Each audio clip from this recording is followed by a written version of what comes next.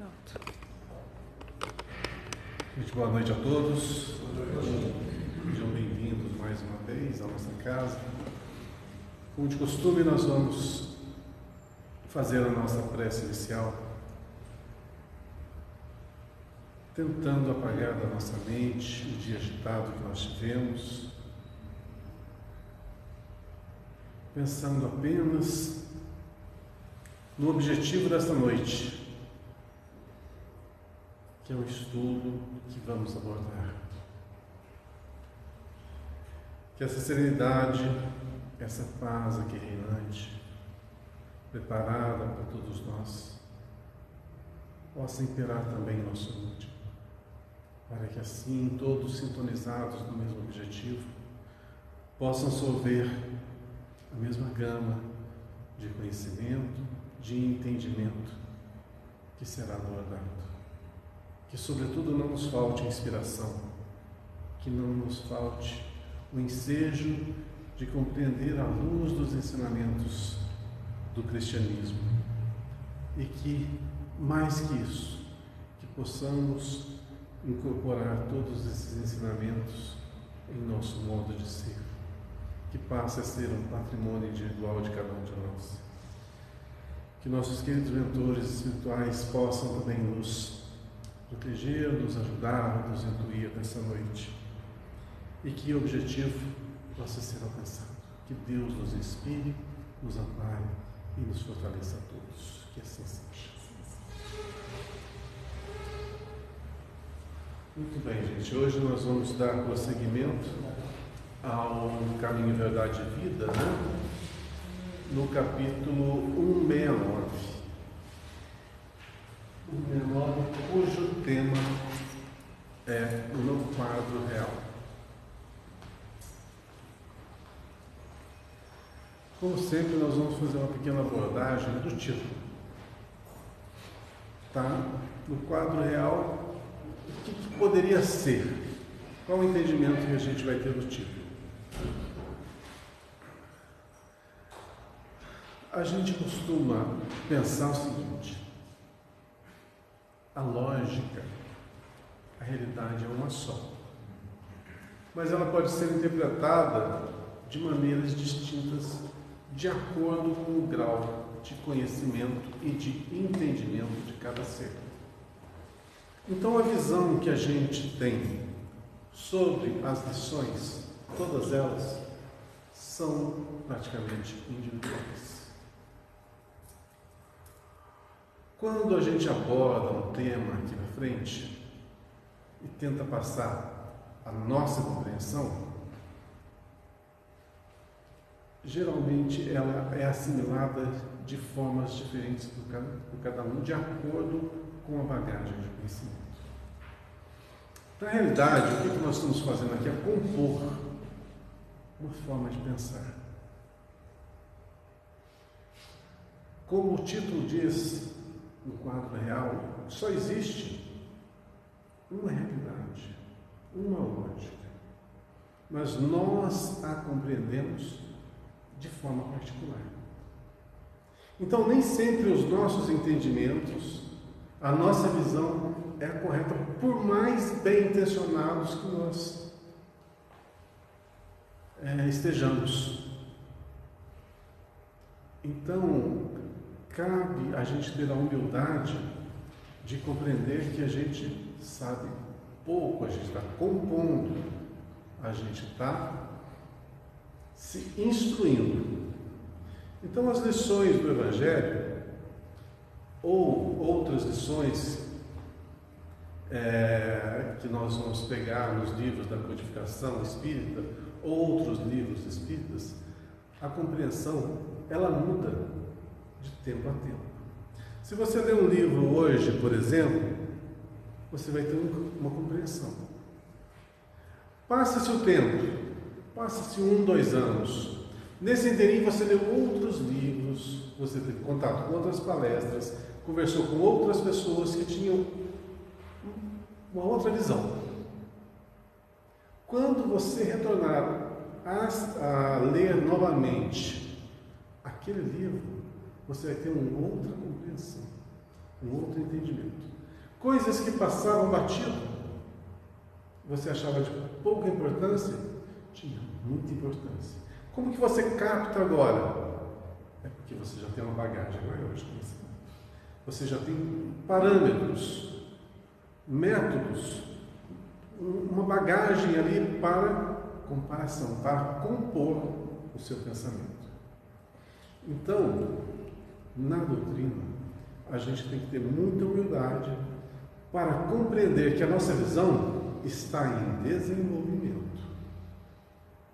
E que o fato de você ler um livro, de você assistir uma palestra, ou de ler N livros, não quer dizer que você compreendeu o que estava ali escrito. E isso é importante, porque tem muitas pessoas, muitos de nós, que leem, que estão em constante afinco, né? No estudo, na leitura, e por isso acham que sabem o mundo. Mas isso não é verdade. A gente tem que ter os pés no chão quando falamos de doutrina. Principalmente por um fator. A doutrina espírita alicerça-se no Evangelho. O Evangelho alicerça-se no quê? No amor, na fraternidade, na caridade, no perdão, na indulgência, na tolerância. Essa é a base do cristianismo, que por sinal é a base da doutrina espírita. Então, quando nós tentamos pular etapas e não colocamos essa base na nossa vida, se a gente não se torna caridoso, se a gente não se torna empático, se a gente não se torna disciplinado, se a gente não se torna uma pessoa realmente do bem, os ensinamentos vão ficar meio alicerçados numa plataforma que pode ruir. Então, tenhamos sempre humildade de estar melhorando a cada dia.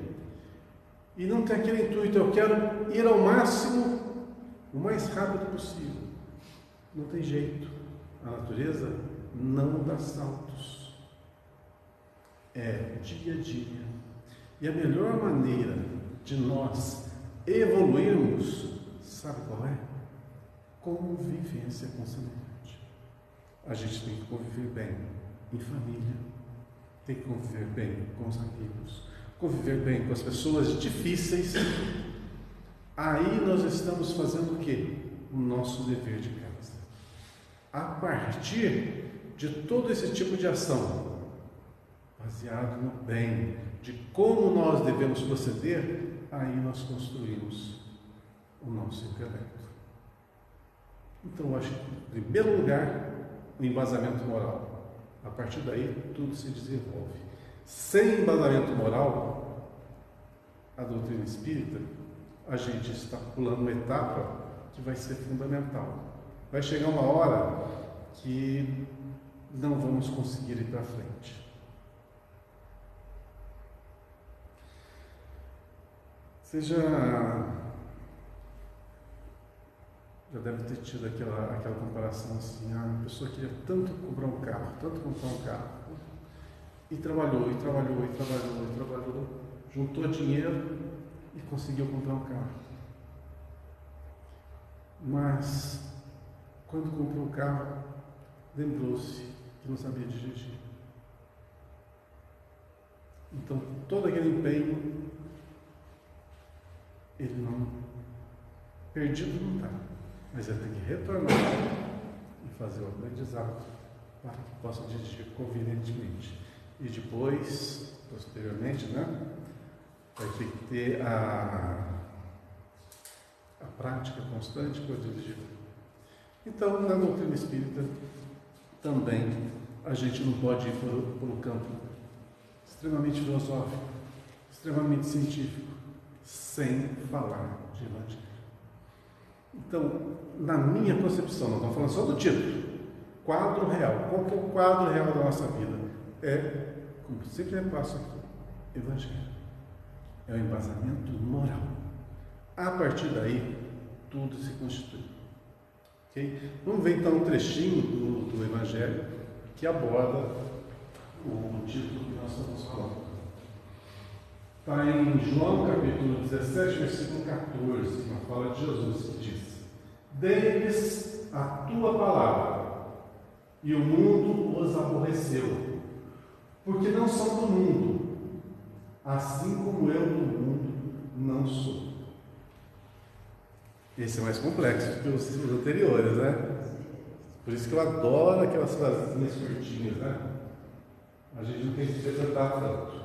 Dei-lhes, Jesus dizendo, dei-lhes a tua palavra, e o mundo os aborreceu, porque não são do mundo, assim como eu do mundo não sou.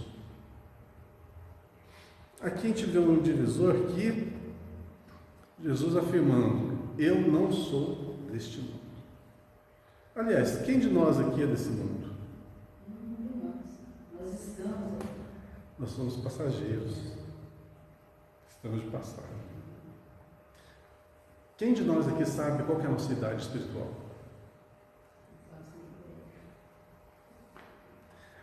Vamos supor que nós tenhamos aí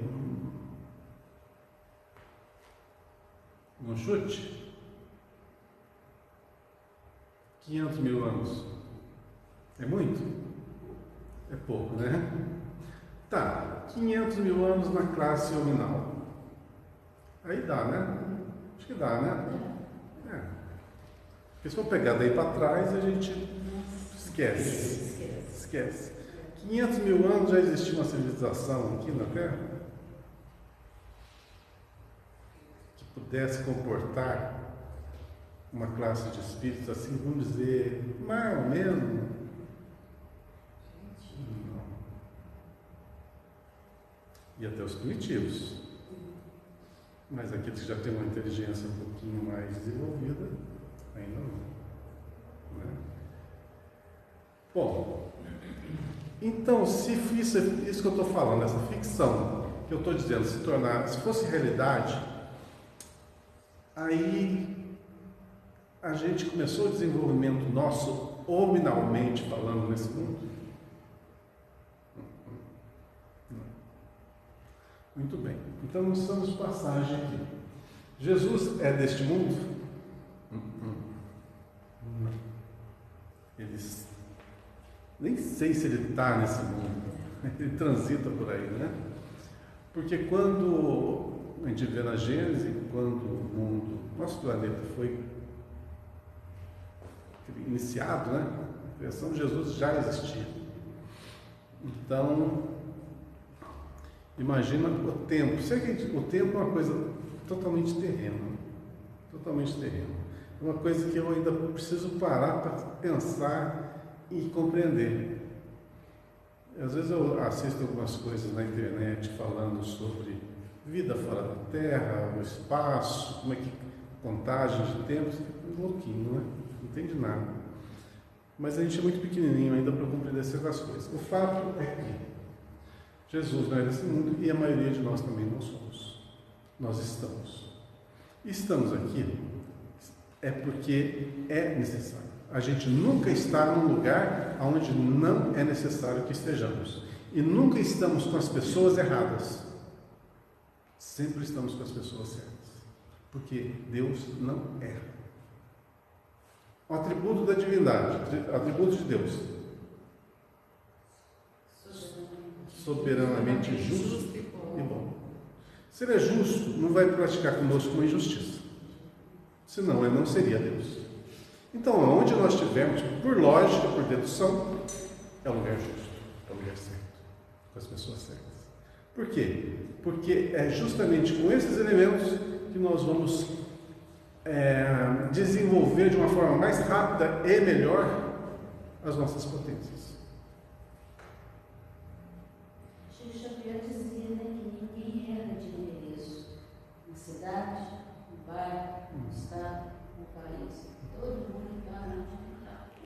máxima que é muito mentirosa é a seguinte, de que o mundo nosso é um caos.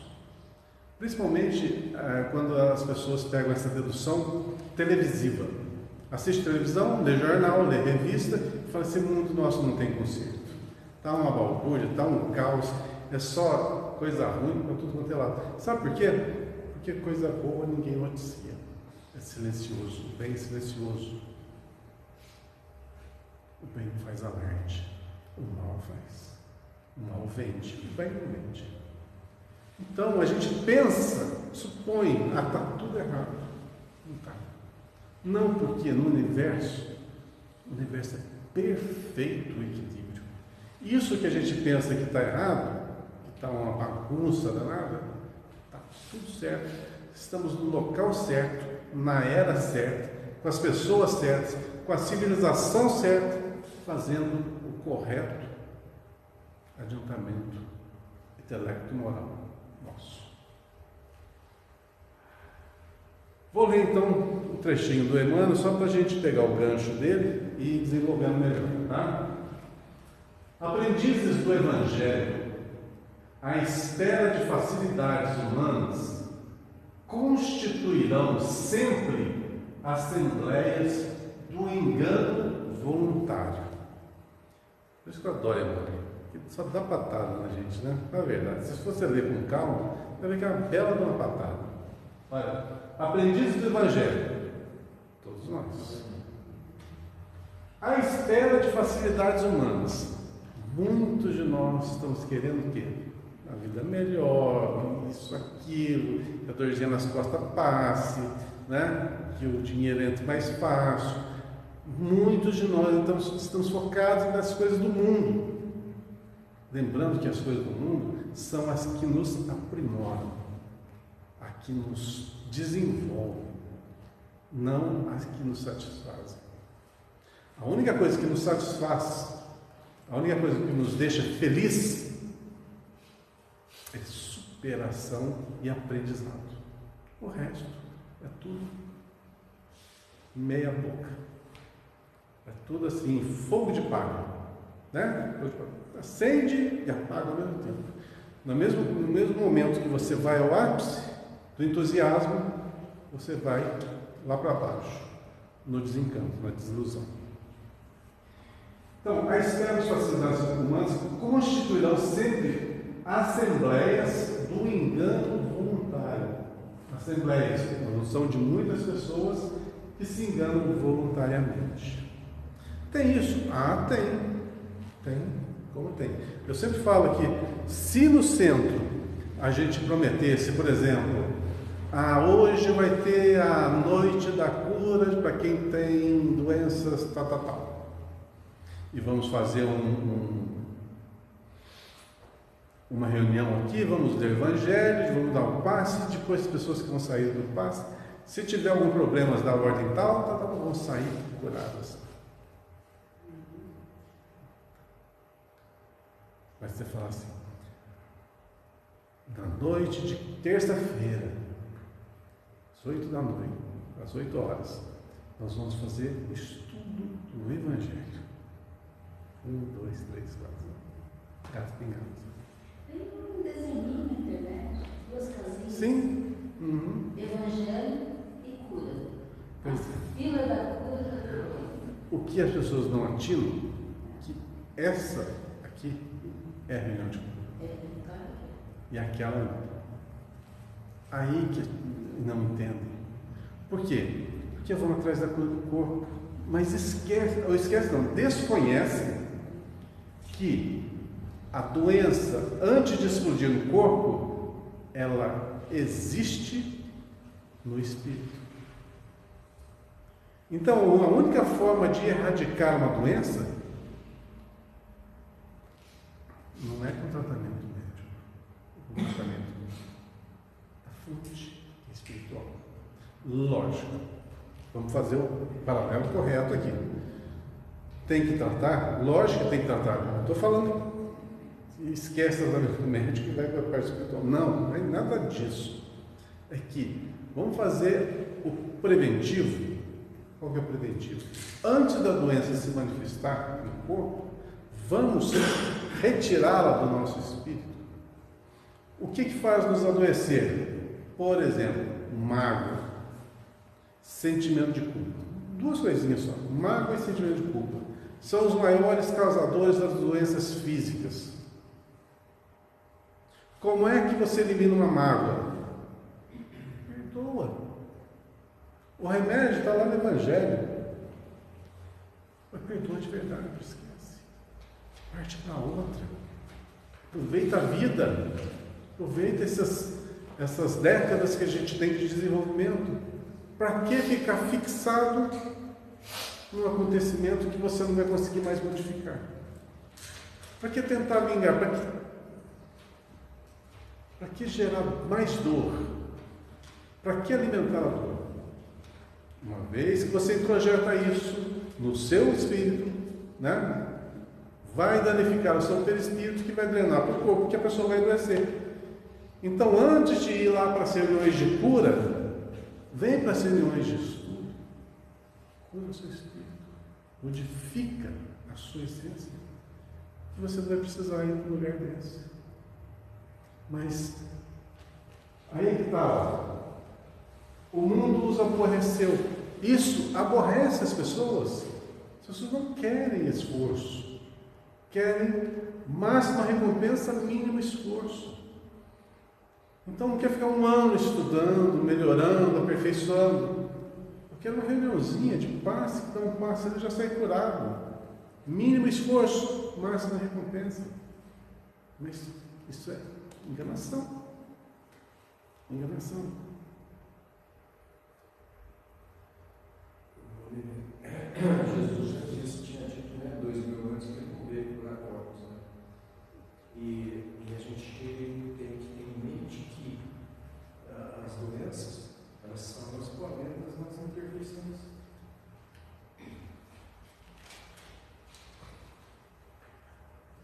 Mais ou menos o nosso corpo, ele funciona como uma esponja. Uma esponja. E vai sugar, isso aqui é metáfora, leva um pedaço. Vai sugar as imperfeições do nosso espírito e vai materializar-se no nosso corpo físico. Então, se você tem um problema, por exemplo, na altura do coração, ou do ventre, ou na parte genésica, ou no cérebro, na parte relativa, aonde você tem um problema, é que a doença vai se manifestar. Então, se tem uma coisa, cura. E volto a repetir, novamente, se tem sentimentos de culpa, deleta isso. Não alimenta sentimento de culpa. Sentimento de culpa é sinal de doença futura. Ah, mas eu errei. Beleza, todo mundo erra. Primeiro, tenha consciência do erro. Segundo, você gostaria de errar novamente o mesmo erro? Não. Então não erre mais. E, se for possível retificar, retifica. Se não for possível, deixa para a próxima. Paga o mal que você fez com o bem que você vai fazer. Porque a lei que nos rege é de misericórdia. A gente não precisa pagar no corpo, no sofrimento, aquilo que infringimos ao outro, mas podemos pagar numa outra moeda. Chama-se no bem. Então, vamos dar um alívio às filas de hospital e vamos mais nos curar intimamente para que a gente seja menos pesado aos enfermeiros e aos médicos. O Senhor não prometeu aos companheiros senão continuar o esforço contra as sombras até a vitória final do bem. Olha, estamos falando do quadro real das nossas vidas. Olha, o Senhor, Deus, não prometeu aos companheiros senão continuar o esforço. O que quer dizer continuar o esforço? Sempre, esforçar sempre, trabalhar sempre, desenvolver sempre, a todo instante. Oh, mas isso cansa, não cansa? Não cansa. Não cansa. Contra a sombra da vitória final do bem. Quando você faz uma coisa, você tem a vontade, você jamais vai se saturar do que você está fazendo. Mas se você faz contra a vontade, me falaram que eu tenho para ir no centro, para frequentar o centro, tem que ler o Evangelho segundo o Espiritismo. Aí eu vou começar a ler o livro, naquele desânimo, aquelas palavras antigas, chato. Se você for ler desse jeito, vai ser um martírio. Terrível mesmo. Então,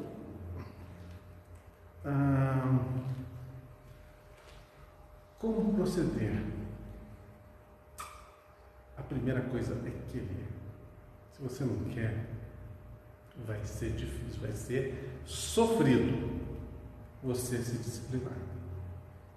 Então, para muitas pessoas, realmente, vir ao centro espírita, ler um livro, assistir uma palestra, é, às vezes, doloroso. Porque não querem esforçar. Esforçar leva tempo, demanda muito suor, muitas. Você tem que abrir mão de muita coisa. Pensa bem, a gente podia estar aqui agora em outro lugar, assistindo um filme, num barzinho, conversando com os amigos, etc. Podia fazer mil coisas. Para nós, isso pode ser até irrelevante. Para muitas pessoas, vir aqui é uma tortura. A gente tem que compreender. Tudo ao seu tempo. Mas fazendo uma piadinha, eu acho assim, super-heróis aquelas pessoas que ficam do outro lado da internet assistindo 1h30 desse estudo nosso, porque assistir aqui a gente ainda se interage. Assistir em casa, olha, tem que ter perseverança, porque é chato. Falar a verdade, eu não consigo. Às vezes eu vou assistir. Eu pego lá Divaldo é o melhor do melhor, né? Pego Divaldo e falo, nossa, 1h13 é muito tempo. Por quê? Porque eu não quero.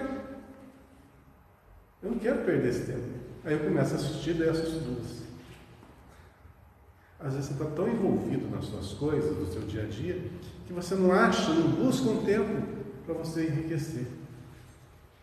Mas a partir do momento que você quer, é prazeroso. Às vezes no sábado,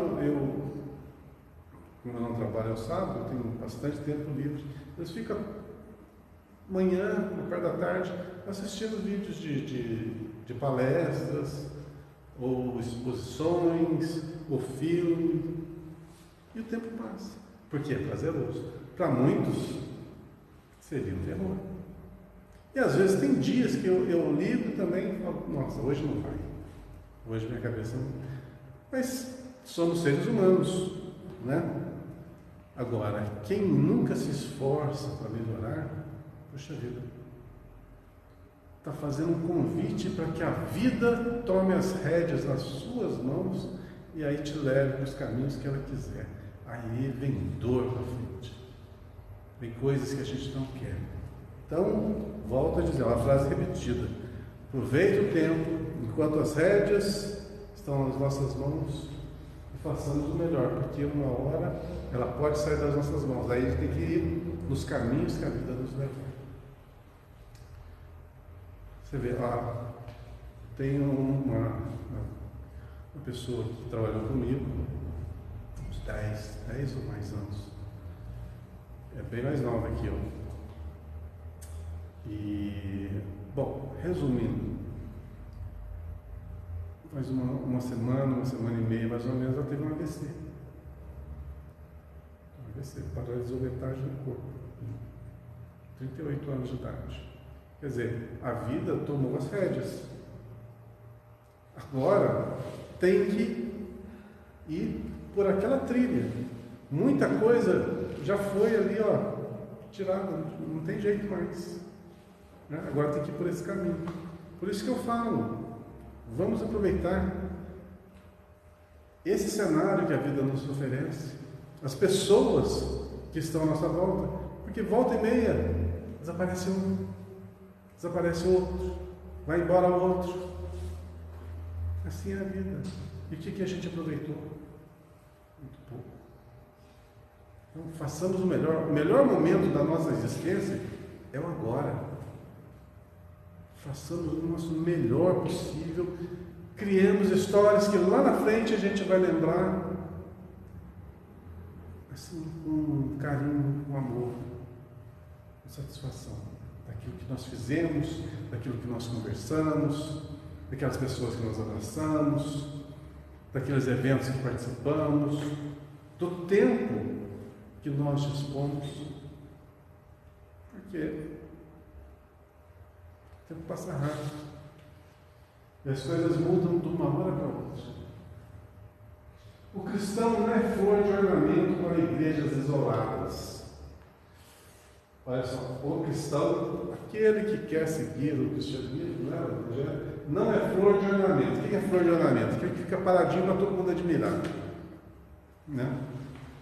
Para igrejas isoladas.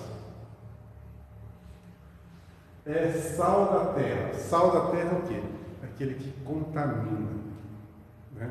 Aquele que passa para frente o ensinamento, que contamina, que contagia os outros. Força de preservação dos princípios divinos no santuário do mundo inteiro.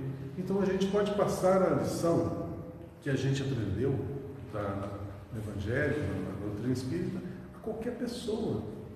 Mas você não precisa chegar lá e falar assim: meu amigo, vem cá, vou te ensinar um livro bom. Não, não é assim. Não é bom. É você sendo. O fato de você ser honesto, de você ser genuíno, transparente, querer o bem, isso contamina, contagia. Então, o que o Evangelho nos conclama não é sair por aí pregando, é sair por aí exemplificando o que você aprendeu. Bem diferente. Você não impõe nada, você apenas vive. E você sendo exemplo, todo mundo está vendo e aprendendo com você. Precisa modificar nada. A gente precisa agir, atuar. A palavra de Jesus, nesse particular, não padece qualquer dúvida. Se alguém quiser vir após mim, renuncie a si mesmo, tome a sua cruz e siga-me. Tá. Levando ao pé da letra, muita gente não gosta dessa frase, porque tem que renunciar a tudo. Não, vou renunciar a tudo e seguir Jesus. Tipo assim, se eu tenho meus bens, eu tenho minha família, abandona tudo e vai seguir Jesus. Gente, não é isso. Não é isso. Levar ao pé da letra é a pior coisa que se faz quando se lê o Evangelho. Pior coisa. Porque só tem uma tradução equivocada do sentido do que está sendo dito. Se alguém quiser vir após mim, Jesus deixou o seu legado, deixou o seu trabalho na terra. Se alguém quiser vir após mim, primeiro, renuncie a si mesmo. O que quer dizer renunciar a si mesmo? Eu tenho um monte de preferências. Eu gosto, por exemplo, de... Vou falar um viciozinho bem banal.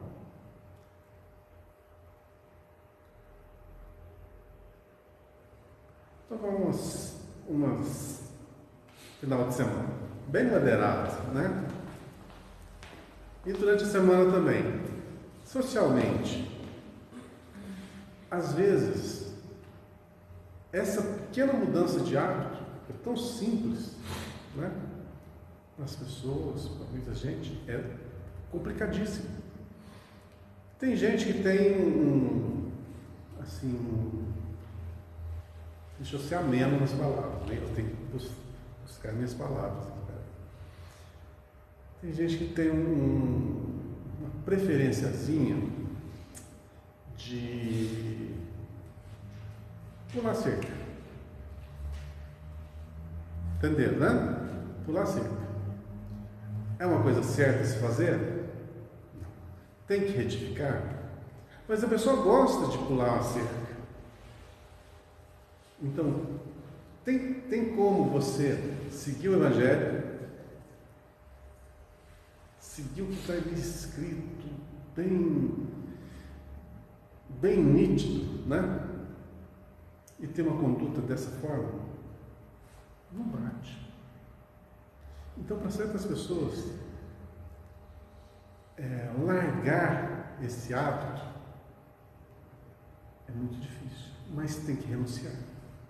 Então, renunciar a algumas preferências, algumas tendências, alguns hábitos que não estão corretos.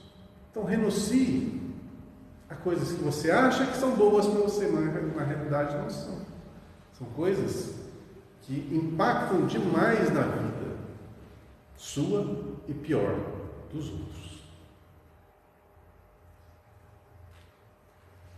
Renuncie a si mesmo, de todo.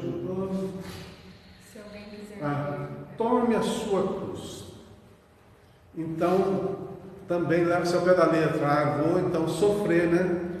Então vai vir tudo que é coisa ruim para cima de mim, eu tenho que aguentar. Tome a sua cruz. Não quer dizer isso. Cristão não quer dizer, não é aliado, é sinônimo de sofrimento. Muitos pensam que cristão tem que ser pessoa sofrida. Nada a ver. Nada a ver.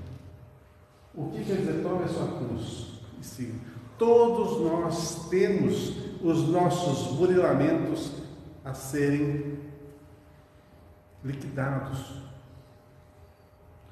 Todos nós temos as nossas consequências de atos pretéritos, que é o fardo que está no nosso ombro, que temos que levar adiante e que temos que corrigir. Todos nós temos as nossas imperfeições pretéritas que, aqui no presente, nos atrapalham, nos pesam a consciência, não nos deixam leves para prosseguir. Então, tomar a sua cruz é saber que nós temos débitos a serem acertados. E vamos acertar. E siga aqui em Cristo. Como que segue o Cristo? É a coisa mais fácil que tem. Faça tudo correto. Faça o bem sempre. E é tão simples que ele resumiu em um mandamento. Amar a Deus, todas as coisas, e ao próximo como a si mesmo. Tá. Se você vê o que está por trás dessa frase, o amar a Deus quer dizer respeitar todas as leis naturais criadas por Ele, que nos regem. Então, jamais se revoltar com nada. Aceitar, viver, aprender, compreender. E amar ao próximo é exercitar a nossa essência. Nós somos amor. Nós somos por amor. Só que ainda estamos dentro de uma semente que precisa germinar. E essa casca dessa semente é composta de vaidade, de orgulho, de rancor, de sentimentos de vingança, etc. Que faz com que aquela essência maior demore a romper essa casca. Mas uma hora ela vai romper.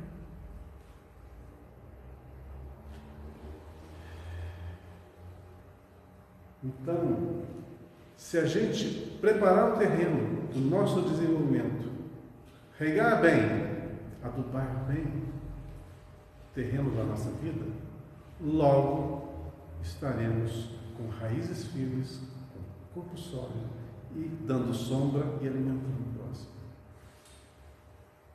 É simplesmente escolha, querer. Porque o campo, para a gente desenvolver essa plantação, já nos foi dado.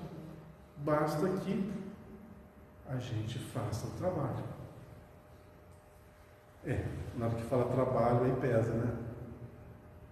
Mas nada vem de graça. Enquanto nós cruzarmos os braços esperando que tudo aconteça, que desça Jesus numa carruagem de fogo e venha buscar-nos, romanticamente falando, vamos ficar esperando sentadinhos por milênios. Milênios. Já despertamos. Agora é a hora de arregaçar as mangas e trabalhar. Chega.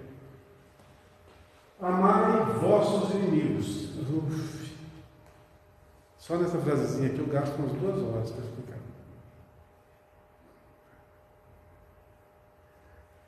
É fácil amar os inimigos? E se você não tiver inimigos? Aí é fácil, não é? Como que você cria uma inimizade? Vamos supor, Renato me fala uma coisa que eu não gosto. Aí eu começo a olhar ela assim, já criei uma antipatia. Não gostei do que ela falou, já criei uma antipatia.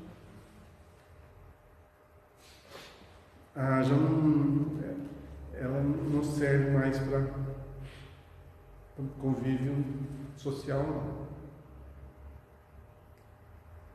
Por que eu tive esse procedimento? Porque o que ela falou ou fez me feriu. E eu guardei esse rancor, esse ressentimento. Então, eu criei a inimizade.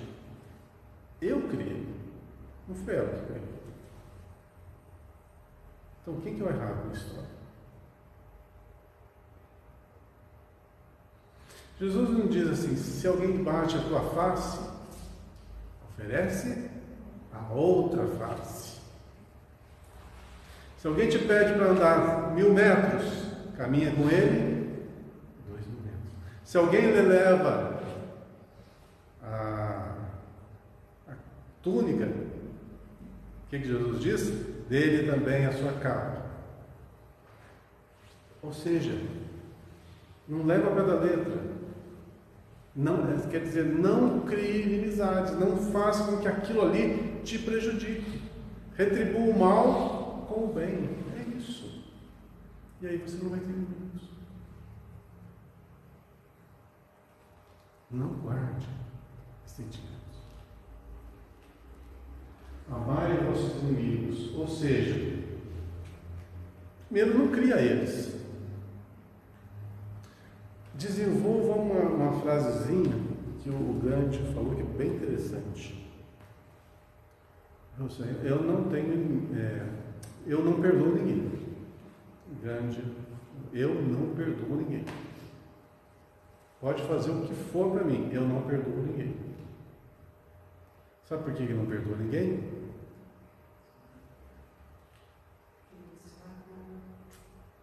Porque não precisa. Porque ninguém consegue feri-lo. E se ninguém consegue feri-lo, não tem o que perdoar. Então, a escolha é nossa. Se alguém nos dá um tapa, entre aspas, e a gente guarda a dor no coração, quem que é o culpado? Orai pelos que vos perseguem e caluniam. Tem gente que persegue a gente? Que canonia a gente? Tem. É verdade o que fala? Se for verdade, estão te fazendo bem danado. Estão te falando que você tem que mudar a sua postura, mudar seu jeito de ser, seu procedimento. E se for mentira, o que a gente tem que fazer? Não é comigo, eu não sou assim. Ignora. Se você agir dessa forma, você vai reter alguma coisa de ruim no teu coração? Não. Você vai desenvolver uma mágoa ali? Não. Uma úlcera? Não. Viu como é que é a escolha nossa? Bendizei os que vos maldizem. É o tal negócio. Mostra a outra face. Te faz uma coisa, faça o contrário. Faz uma coisa ruim, faça uma coisa boa. Maldiz você, diga bem. Porque é muito fácil. Ah, me xingou, vou xingar ela. Eu tenho defeito, ela tem defeito. Eu pego os defeitos dela, xingo ela. Ela vê os meus defeitos, xinga ele. E fica nesse... Pô, isso é coisa de criança. Isso é coisa de infância. Nós não somos mais infantis. Não somos mais criancinhas. Nós estamos despertando para o Evangelho coisa séria. O Evangelho é coisa séria. É uma mudança de postura muito grande no nosso procedimento, na nossa vida. Então, se me fala mal de mim, veja se é verdade. Se for verdade, retifica a tua postura. Se for mentira, ou não for verdade, né? Ignora. Mas não faça isso. A gente não sabe o que aquela pessoa está passando para estar descarregando em nós. Às vezes o coração dela nem está focado no indivíduo, e sim ela está vivendo um drama, um amontoado de sentimentos contraditórios que descarrega numa pessoa. Mas na realidade não era esse o foco, esse o objetivo. Compreende? Isso chama-se indulgência. Indulgência é outra coisa que nós temos que desenvolver. E se desenvolve pensando, raciocinando, usando o seu intelecto para as questões do relacionamento. Mas se a gente agir por impulso, bate aqui, leva ali, pronto. Vamos perder muito tempo esbofeteando e sendo esbofeteados. Emprestai sem nada esperais. Não julgueis para não ser julgados. Tudo isso aqui vai na mesma leva que eu falei. Entre vós, o maior seja servo de todos. Olha, isso aqui nós estamos falando de realidade da vida. Lembra o título? O quadro real? Tudo isso aqui é realidade. O que a maioria das pessoas vão pensar o quê? Esse povo é louco. Esse povo é louco. Mas não, tudo isso aqui está baseado nas lições do Cristo, que infelizmente, ainda nos dias de hoje, estão sendo assim desprezadas, abundantemente desprezadas. Mas, fazer o quê? Entre vós o maior seja o servo de todos, buscai a porta estreita. Olha, sobre cada um desses temas aqui dá para fazer uma palestra de 1 hora. Sobre cada um. Então, mas eu passei do tempo já. Então eu não vou me alongar muito, senão eu não consigo desenvolver mais. Eis que vos envio como ovelhas ao meio dos lobos. Ou seja, aquelas pessoas que vão levar o bem, aquelas que desconhecem o bem, que muitas vezes vão ser agressivas, vão ser irônicas e vão nos receber de uma forma assim meio não muito cortês. No mundo tereis tribulações. Se a gente espera do mundo um mar de facilidades, vai ter não. Mas a minha vida está tão boa, dá uma calmaria. Beleza, aproveita, pois isso muda. E esse é o tempo que você tem de aprender, de meditar, de ponderar. Vai vir o momento da prática. A gente sai dos bancos escolares, que é pura teoria, para entrar no mundo posterior e trabalhar até o final da vida.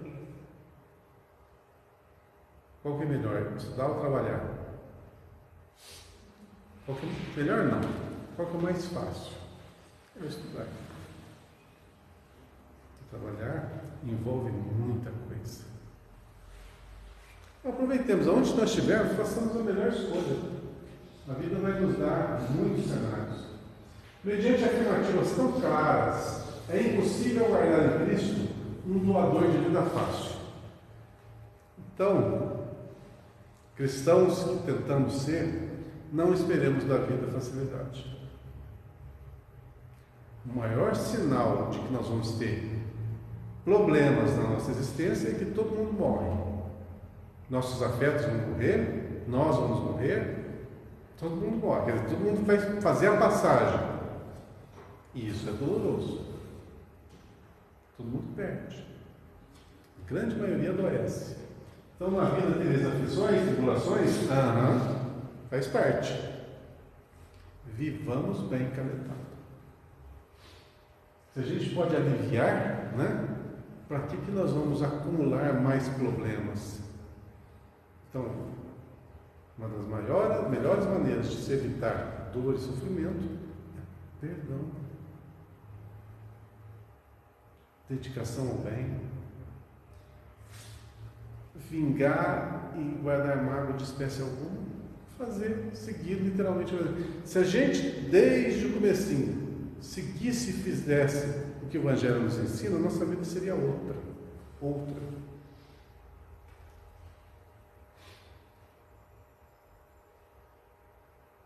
Ninguém se aproxime dele, ou seja, de Cristo, sem o desejo sincero de aprender a melhorar-se. É esse exercício de fazer isso constantemente. Se cristianismo é esperança sublime, amor celeste e fé restauradora, é também trabalho, sacrifício e aperfeiçoamento incessante. Olha como isso aqui é desgastante. Trabalhar é desgastante? Sacrifício, tem que sacrificar muita coisa. Aperfeiçoamento incessante, a todo instante. Então muita gente vai falar assim, nossa, esse negócio de cristianismo, esse negócio de doutrina espírita, é coisa maluca. Não vou para esse lugar, não. Muita gente pensa isso. Porque eu mudar minha vida para seguir isso aí, grande maioria. Mas não é assim, né? Dá para se levar com muita maciez, muita facilidade, dá muito equilíbrio à nossa vida. Dá para se ser extremamente equilibrado, trabalhador, com afinco aos estudos, sem ser doloroso e sendo prazeroso. Basta você encontrar essa fórmula. Numa existência, a gente não vai perder tudo. Então, façamos o que está no nosso limite, façamos o nosso melhor e estamos no caminho. Comprovando suas lições divinas, o Mestre Supremo viveu servindo e morreu na cruz. Essa é a parte ruim, né? Mas muitas pessoas pensam, vai seguir Jesus, o final é sempre trágico. Mas isso é uma matéria para outro dia. Vamos para o próximo? 170, lembrando que são 180, então faltam 10 capítulos apenas, né? Um pouquinho. Domínio espiritual. Vamos lá. De novo, nós vamos meditar um pouquinho sobre o título. Domínio. O que é domínio?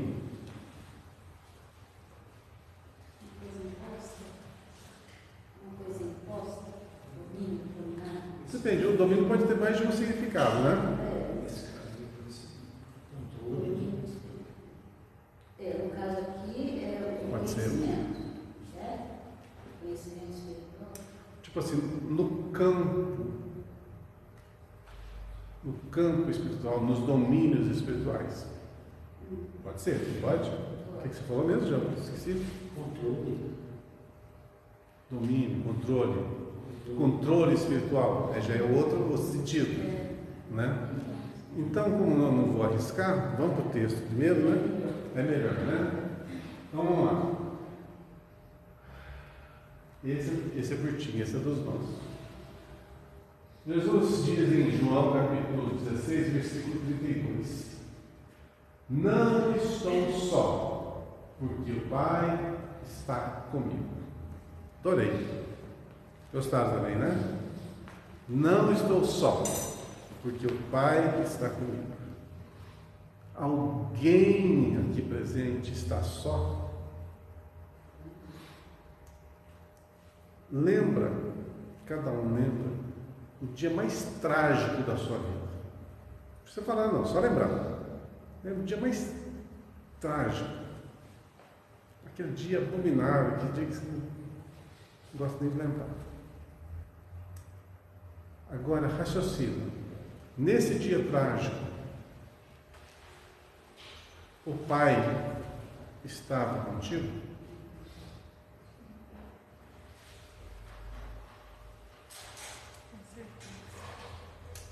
Tá. Ali o Pai está em maiúsculo, quer dizer, Deus, né? O que é Deus?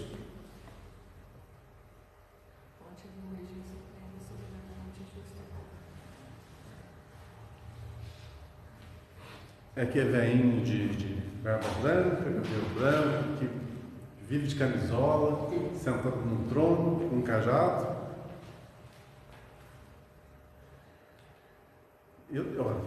Eu se fosse Deus, eu falava, puxa vida, a gente faz tanto por esse povo, olha o que fizeram de mim, né? Olha a silhueta que me deram, olha, podia ser, por que não põe Deus lá como uma pessoa assim, forte, atlética, bonitona, né?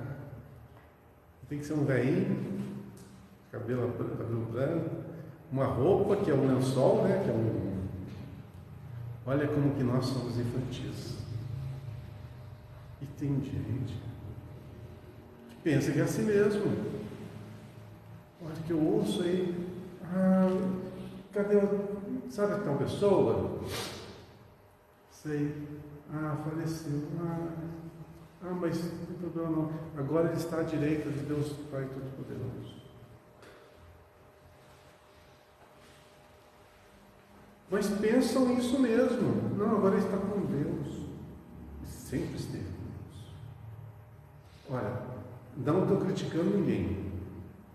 Eu estou apenas afirmando que cada um tem uma linha de pensamento.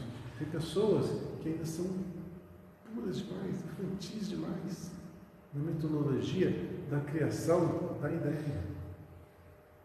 E isso se desenvolve com o tempo. Mas é com o tempo, com o estudo, é ouvindo os outros, ouvindo, e você vai compondo. Nós estamos aqui justamente para compor. O nosso cérebro é um monte de prateleira que está tudo vazia, que a gente precisa pôr ali,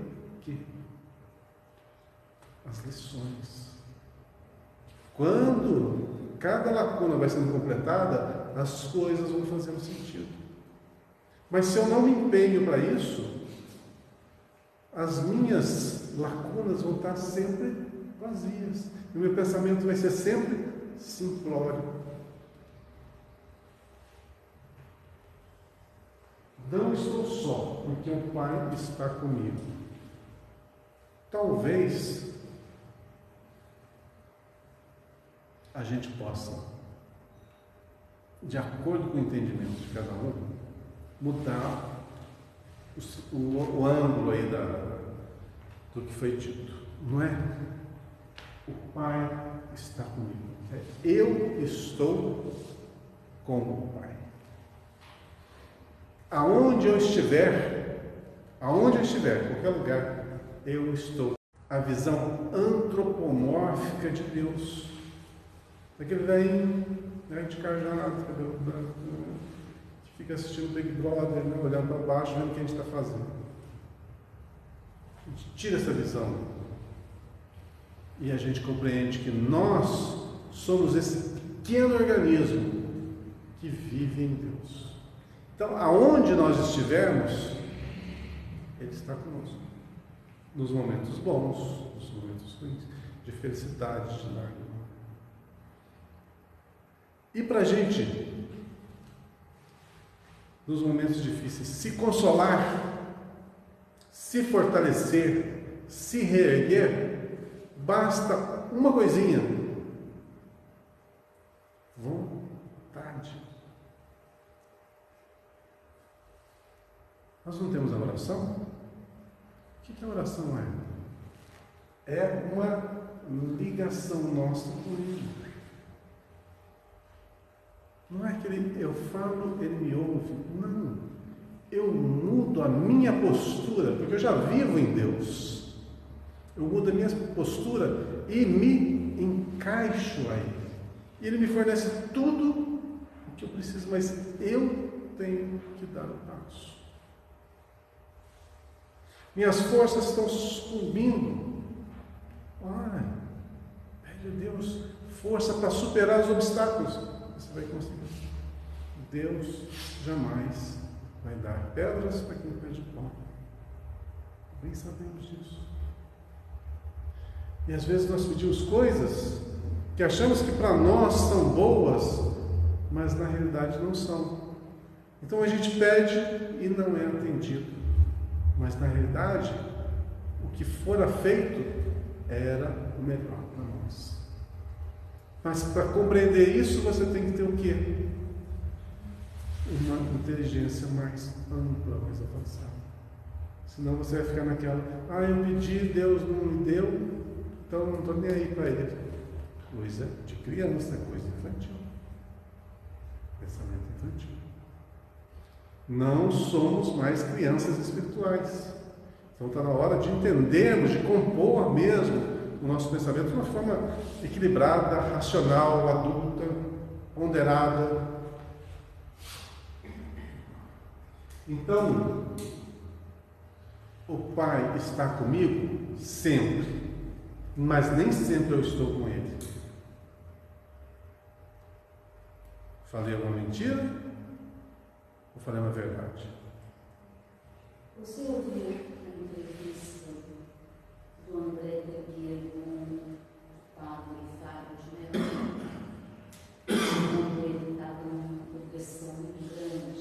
Conta aí, às vezes eu não me lembro. Então foi uma conversa legal, eu assisti uma parte. E ele falou para o André Tegueiro que ele teve tão mal que ele pensou em suicídio. Sei. E o André falou para ele assim: mas padre, você é um sacerdote, onde estava Deus com você? Ele falou: sempre comigo, ele que me afastei. Essa frase aí correu por internet, porque ele falou a verdade. E é simples. Não é? Ele estava comigo. Exatamente. Eu afastei dele. Exatamente. Então, a nossa visão, a partir do momento que a gente vai colocando na nossa mente elementos, você vai compondo melhor a forma de pensar. Porque se você pensar de uma forma literal, você vai trazer um Deus antropomórfico, um Deus que tem carne, que tem osso, que tem privilégios, que privilegia um e em detrimento do outro. E não é isso. Não é isso. Deus é uma coisa, é algo para a gente estar sempre aprendendo sobre ele. Dizer que ele sabe nada. Mas uma coisa eu sei, eu estou nele. Eu vivo nele.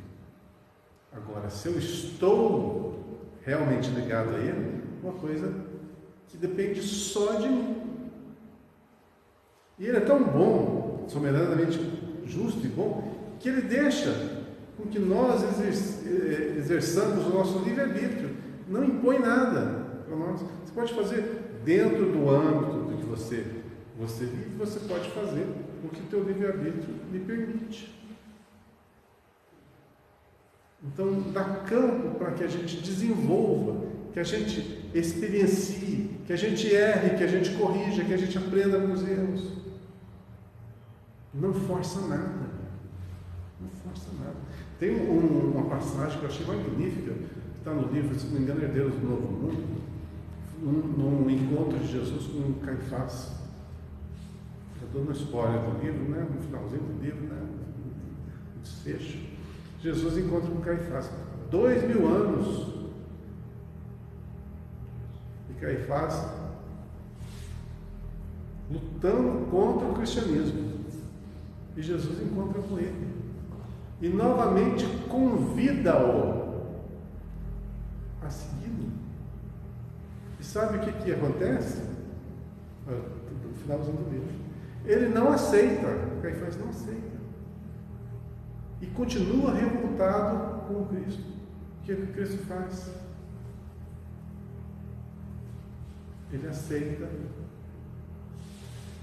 a resolução de Caifás. Não força nada. Ou seja, ele vai continuar sendo o que ele era. Escolha dele, livre-arbítrio dele. Veja, o Cristo podia tudo, pode tudo. Não forçou nada. 2000 anos lutando contra o cristianismo.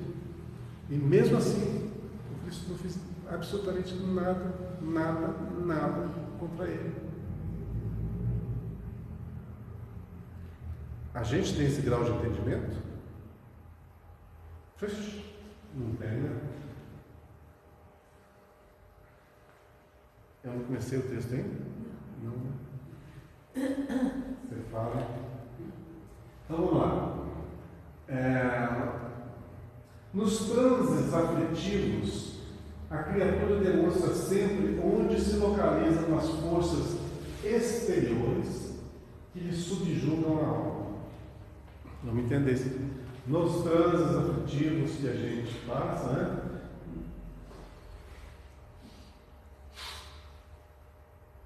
Nós demonstramos sempre aonde localiza as forças exteriores que nos subjugam, tá? Nas grandes horas de testemunho, no sofrimento ou na morte, os avarentos clamam pelas posses efêmeras. Tá. Os arbitrários exigem a obediência de que se julgam credores. Os supersentimentalistas reclamam o objeto de suas afeições. Até aí, claro? Não tem o que explicar, né? Não tem o que explicar aqui. Nas grandes horas de testemunho, de sofrimento e morte, cada um age de acordo com o seu jeito de ser. Jesus, todavia, no campo supremo das últimas horas terrestres, ou seja, quando estava lá na cruz, né? Mostra-se absoluto Senhor de si mesmo. E olha que o cenário dele não era dos melhores, né? Já estava sendo açoitado, já perdeu sangue, até não poder mais, sofrendo, sem contar as atrocidades que foram feitas com ele, né? Mesmo assim, mostrava-se absoluto Senhor de si mesmo, ensinando-nos a sublime identificação com os propósitos do Pai, como o mais avançado recurso de domínio próprio. Então, apesar de tudo estar contra, ele ainda tinha a sua fé, sua confiança, sua convicção inabalável. E olha que o cenário era bem ruimzinho.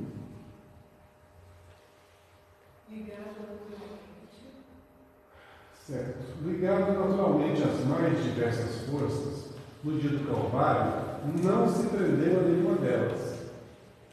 Sabe uma cena que eu assisti quando criança ainda? Que eu achei uma brutalidade tão grande, que foi o menor dos sofrimentos que foram infligidos ao Cristo. Eu achei o mais assim, maldoso. Sabe qual que foi? Coroa de espinho? Não. O vinagre. Ele pediu um pouquinho de água, né? Pois é. Nossa, aquilo lá. Puxa, aquilo lá foi doloroso. Olha, eu era criança quando assisti esse filme. Eu lembro certinho, puseram na vara, um copinho, pedindo um pouco de água para molhar os lábios e deram vinagre. Feito uma maldade assim, uma crueldade, sabe? Foi pior do que os pregos. O lance dos pregos foi terrível, lógico. Mas em termos de maldade, a maldade. Não, é a maldade do ser humano sendo ali demonstrada. Porque o outro eu posso classificar como brutalidade. Né? A brutalidade. Uma fera, por exemplo, para se alimentar, estraçalha o outro. Né? Então, nós, bestializados que somos ainda, a gente pode fazer muitas brutalidades.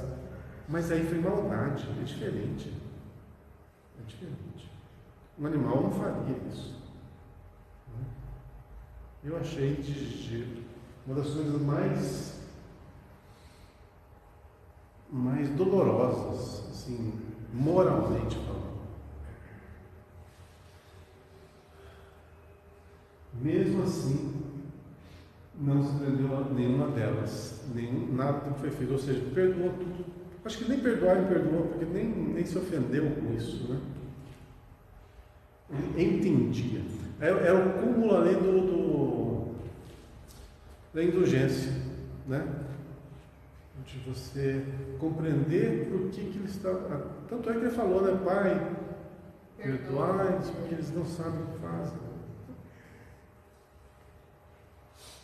Olha o grau de entendimento dele. É uma coisa inimaginável.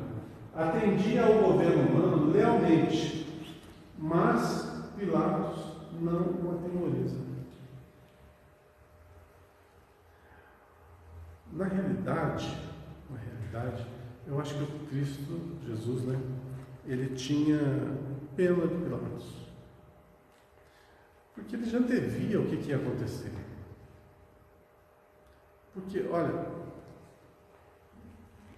não sei se vocês acataram a minha sugestão de leitura, que é a trilogia lá do André Luiz Ruiz, que é O Amor Jamais Te Esquece, né, o primeiro livro, A Força da Bondade, o segundo livro, e Sob as Mãos da Misericórdia, o terceiro livro, que narra a história.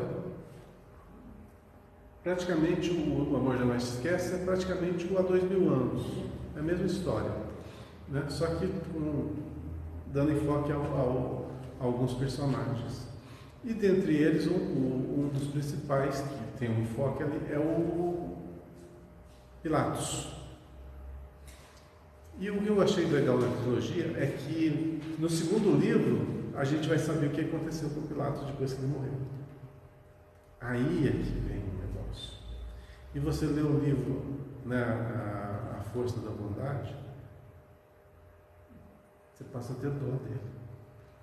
Não tem como não ter dó do Pilatos. Que ele é o personagem desse livro, do segundo livro da trilogia. Então, Jesus já sabia o que ele iria passar. Aliás, não é só o Pilatos, né? É o Pilatos, o Sulpícios, que era o pau-mandado dele, né? O centurião lá, e a amante dele lá, esqueci o nome dela. Flávia? Fúvia, é. Então, esses três aí sofrem, mas sofre com gosto nesse livro, A Força da Vontade. Então, Jesus já sabia de antemão o que ia acontecer. Quando o Judas, né, ele já sabia o que ia acontecer. Tanto é que a primeira coisa que Jesus fez depois que ele desencarnou,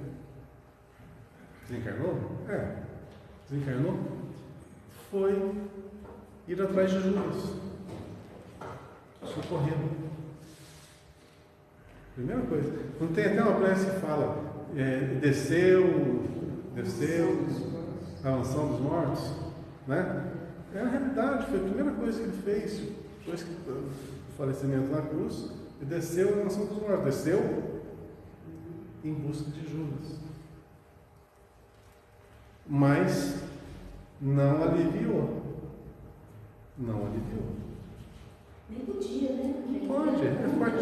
leis que concede são naturais. Fez, pagou. Mas você pode pagar com amor. Mas a escolha é sua. É sua. Por isso tem o terceiro livro da trilogia, Sob as Mãos da Misericórdia. Aí no terceiro livro é o que? A redenção deles. A redenção dos três. E por incrível que pareça, vou dar outra spoiler aqui. Pilatos torna-se cristão. Olha como é a vida.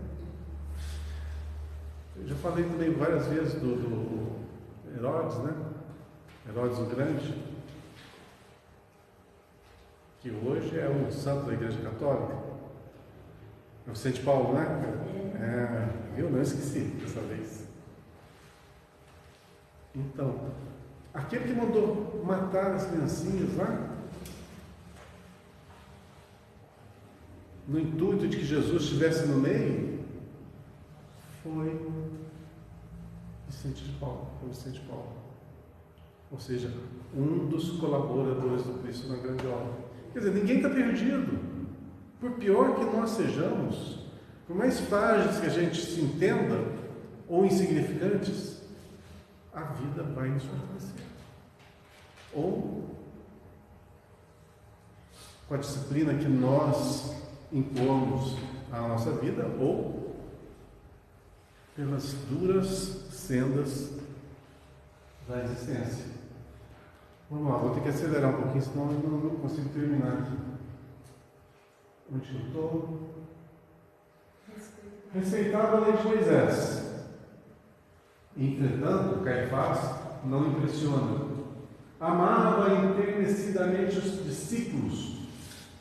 Contudo, as razões afetivas não lhe dominam o coração. Quantas vezes a gente vê no Evangelho ele chamando a atenção de Pedro, né? Um dos que são mais relatados.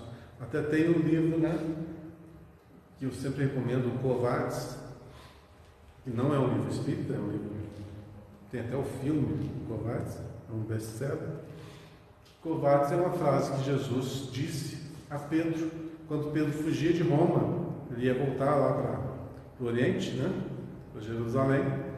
E enquanto os circos romanos estavam fervilhando de cristãos, sendo atirados às feras. E ele estava saindo da cidade de Roma, e Cristo materializa e se vê em posição contrária. E ele reconhece o Cristo. Pedro reconhece o Cristo. E vira-se e fala, Covardes Domine, né? Que é o nome do livro, do filme. Aonde vai, Senhor? E o Cristo responde, estou indo para Roma para ser crucificado pela segunda vez. Aí o Pedro para,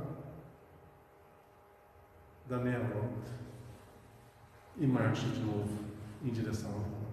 Aí acontece o desfecho, né? Que a gente já conhece. Mas justamente isso, mais uma chamada de atenção. Ele estava indo, abandonando as ovelhas, né? E ele voltou. E voltou com tudo.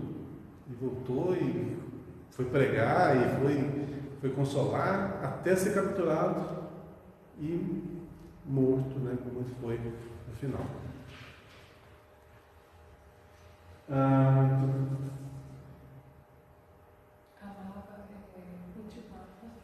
Cultivava com admirável devotamento o seu trabalho de instruir e socorrer, curar e consolar. No entanto, a possibilidade de permanecer não lhe seduz o espírito. O ato de Judas não lhe arranca maldições. A ingratidão dos beneficiados não lhe provoca desespero.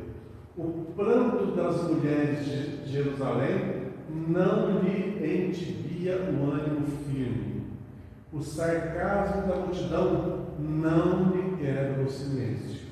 A cruz não lhe altera a severidade. Suspenso no madeiro, roga desculpas para a ignorância do povo. Sua lição de domínio espiritual é profunda e imperecível. revela a necessidade de sermos nós mesmos, nos transes mais escabrosos da vida, de consciência tranquila, elevada à divina justiça e de coração fiel, dirigido pela divina vontade. Corri um pouquinho aqui para a gente terminar, porque se eu falar Itapuri, tem que, né? Eu tenho que pedir pizza hoje. Vamos lá. O ato de Judas não lhe arranca maldições. Por quê? Primeiramente, ele já antevia, já sabia. Jesus conhecia as Escrituras. Aquilo ali já estava previsto que ia acontecer, ele já sabia. Então, por que amaldiçoar? Muito pelo contrário. A vontade de Jesus era o Espírito puro também, né? Não tem maldade. Né? Sabe uma coisa, uma curiosidade agora, que eu acho.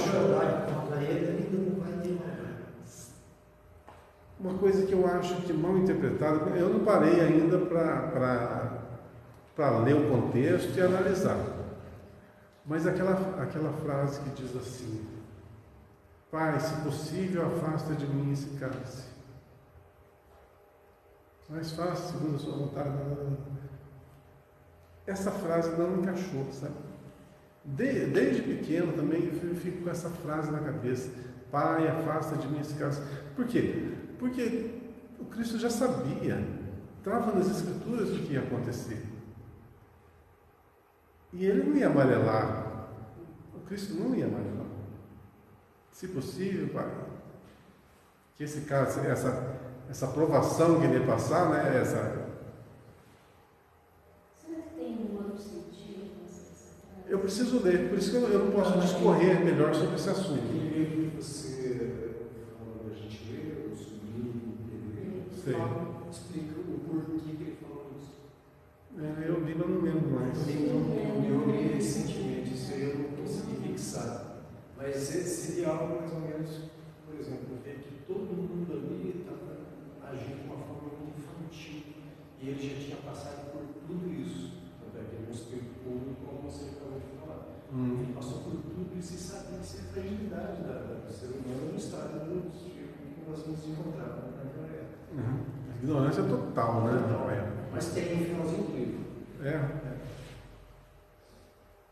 Eu não tenho esse livro. Se por acaso você te lembrar, eu vou dar uma. Põe no seu isso. WhatsApp. Por favor. O que mais? A ingratidão dos beneficiados não provoca desespero. Quer dizer, todos aqueles que ele ajudou, quer dizer, grande maioria que ajudou, deixou sozinho nesse momento de provação. Exceto algumas mulheres, né? A maioria mulheres e o João, né? E o João. Mas teve alguns que foram ali e estavam disfarçados também. Esqueci quem que era. Mateus? Não sei se Mateus. Não lembro. Mas tinha um que estava ali disfarçado por um determinado período de tempo. Não sei quem, não lembro do nome. E Jesus perguntou isso também, porque eles temiam, né? Eles temiam a própria vida. Tem uma interpretação que fala assim, que Jesus disse: Pai, perdoai-lhes porque eles não sabem o que fazem, que Jesus estava se referindo aos apóstolos, e não a grande massa, né? Não aqueles que estavam ali embaixo, mas pelos apóstolos terem abandonado Cristo, né? E que o Cristo teria falado isso, mas não dá para ter certeza. Foi potencial eles terem tomado essa atitude de se esconder, porque eles queriam dar continuidade depois, espalhar por muito. Pois eu penso justamente isso. Porque o que adiantava dos 12 serem crucificados ali? Ia morrer o desenvolvimento do cristianismo. Então, o fato deles terem realmente fugido foi essencial para que o cristianismo sobrevivesse. E eu acho que isso também já antevia, né? Com certeza já foi antevisto. O pranto das mulheres de Jerusalém não lhe entibia o ânimo firme.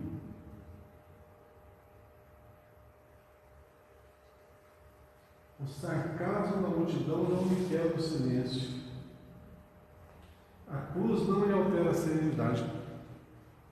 Então a força de espírito que ele tinha ali é uma coisa descomunal, né? Vamos dizer assim, é o ápice da sua existência, né? Era a grande prova para que o selo, né, fosse ali colocado sobre a sua vida, né? Fechado, selado, né, a sua existência com essa prova. Suspenso no madeiro, rogo desculpas para a ignorância do povo. Eu esqueci qual era o título do livro. No domínio espiritual. Tá. Não entra, eu falei no comecinho, ele tinha um domínio no sentido de força, de. Não é? Uhum. O que eu acho incrível, Cristo era o Cristo, tudo bem, Cristo era o Cristo, mas o que eu acho incrível na história são os posteriores, os cristãos, aqueles que pereceram posteriormente, porque foram mortes brutais, muito brutais. E do Cristo, às vezes, não foi tão brutal quanto a de tantos outros que eles passaram. A gente nem imagina o que acontecia naquelas masmorras. Nem imagina o que acontecia. E depois eram pessoas que eram embebidas em resina e ateado fogo. Pensa bem. Levado às feras.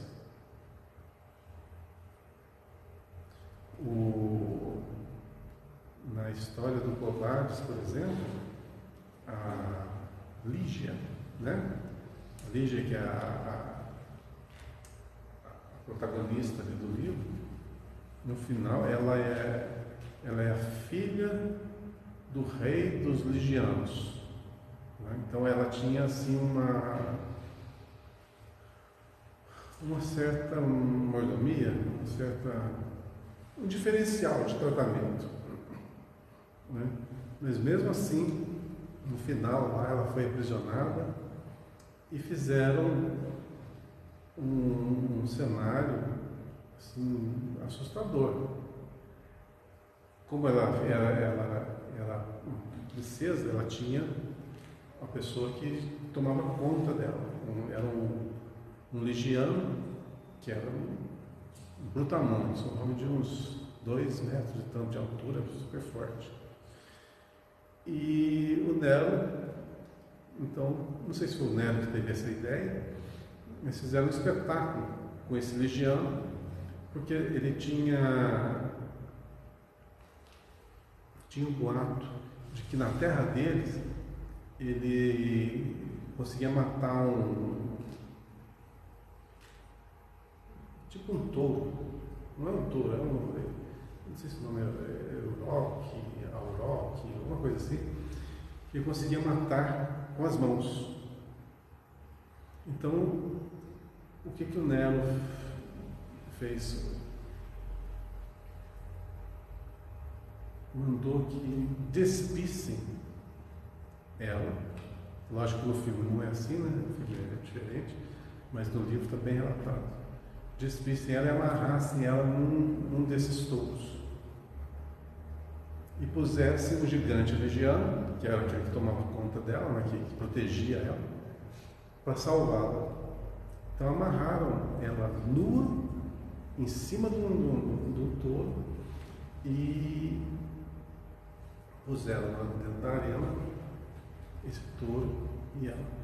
E se esse touro fizesse movimentos bruscos, matava ela. Então, imediatamente ele tinha que ir em cima do animal e matá-lo. Então, esse é o ápice do filme, do livro. Se vocês quiserem assistir, eu tenho em VHS e tenho em... Já vou pro YouTube essa semana. Eu tenho em VHS, o YouTube tem. Tem VHS e tem DVD, os dois. Tão fã que eu sou, e tem o livro também. E no final ele consegue salvar. Mas olha só o pensamento do ser humano. Olha que coisa mais sádica, que coisa mais doentia, mais enfermiça. Fazer isso com semelhante. Total falta de empatia, total falta é um desprezo à vida, desprezo ao ser, tudo por causa de um espetáculo com um deleite passageiro. Isso era trivial, né? Ué, aquelas mortes eram assistidas por 300 mil pessoas. Era um campo de futebol hiperlotado, assistindo o martírio de pessoas das formas mais cruéis possíveis. E as pessoas lá batendo pau, comentando sobre as mortes. Olha como que nós éramos. Olha o que nós fazíamos. E às vezes a gente se revolta com as coisas que acontecem conosco.